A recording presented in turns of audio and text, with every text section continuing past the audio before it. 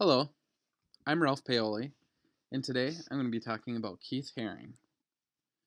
Keith Haring is an American born artist who was heavily influenced by legendary cartoonists like Walt Disney. He also had a great appreciation for his own father, who was even part of the industry. Haring studied commercial arts in the late 1970s in Pittsburgh, Pennsylvania. A few years later, Haring moved to New York City and concentrated on his own art, leaving the commercial side of art behind. He studied at the School of Visual Arts in New York. During his studies, he continued developing his own aesthetic and refining his own style. Haring's use of symbolic imagery, dramatic color, simplistically bold lines, and engaging figures help him to translate his empowering messages towards widely recognized controversial topics. Haring worked with heavy social causes such as birth, death, sex, AIDS, war, and politics. All of these topics hit very close to home in the 1980s, not only for the population of New York, but all over the world. In the early 80s, Haring began to gain notoriety as part of the New York street culture.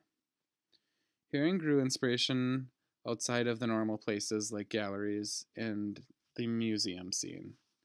He started to shift his attention to public places, like subways, clubs, and the streets of New York themselves.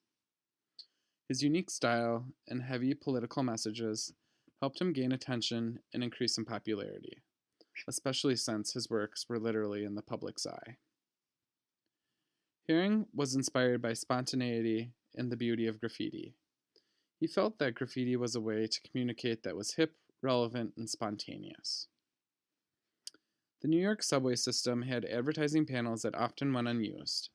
The panels were matte black, which Haring began to use as his own canvases. He used white chalk on them in a graffiti-like style to create his contrasting imagery. He would spend 5 years doing this, sometimes making up to 40 drawings a day. The plastering of these images became a part of so many New Yorkers' daily commute that it became a part of their everyday life. Haring began working in New York clubs at the height of his success, painting murals on walls, gaining even more recognition with local celebrities of the time. He hung out with the likes of Madonna and Andy Warhol. As Haring's popularity inflated, he became an international success. He began doing murals all over the world. Haring created so many impactful pieces that it was really hard to just pick one to talk about.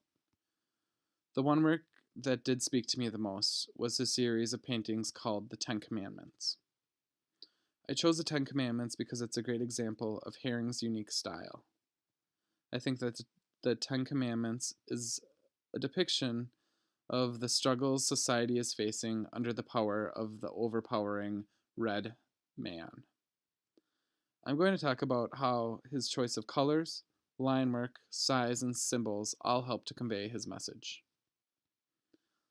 The bright, bold colors of this painting add to the drama of the piece, catching the viewer's attention as well as showing a high level of importance.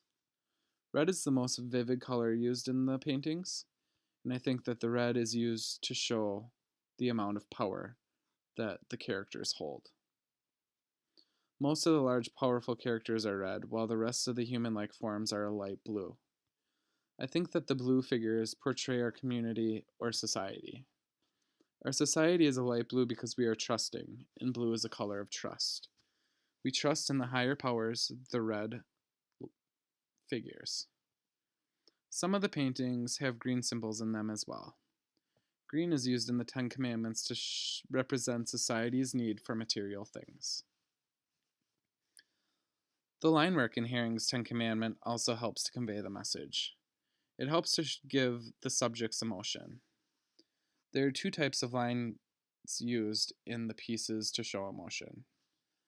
Some of the lines are short and straight, while others are long and curvy. The short, straight ones depict messages being sent. The messages are being sent from the TV as well as the overpowering red figures. The long, curvy lines show the struggle and fight that each of the human-like forms is currently under, while under the control of the red figure. The use of symbols in Keith Haring's piece, The Ten Commandments, is very important. It's the only way to get the real message across. One of the main symbols used in the Ten Commandments is the human form. Haring draws the blue human form with very little detail.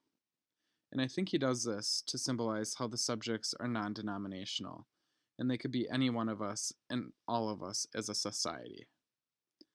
The use of the televisions help to represent mass media's impact on society, while the dollars depict capitalism and greed. Overall, the painting shows how everyone in society is caught in a struggle between religious morality and modern social norms. The Ten Commandments are on 10 canvases that are enormous in size. They reach almost 18 feet tall. Their great size adds to the spectacle of the exhibit, helping to make a very loud statement. The canvases are shaped like tablets with arcing tops. This is reminiscent of church windows and also relates to the theme of religion.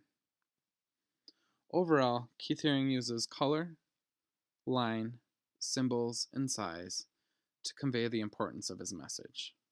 The message that we as a society are in a constant struggle to do the right thing and not fall under the deceptions of mass media, capitalism, and religion. I chose to talk about Keith Haring today because he was only active for a very short amount of time, but the impact he made in that time was immeasurable.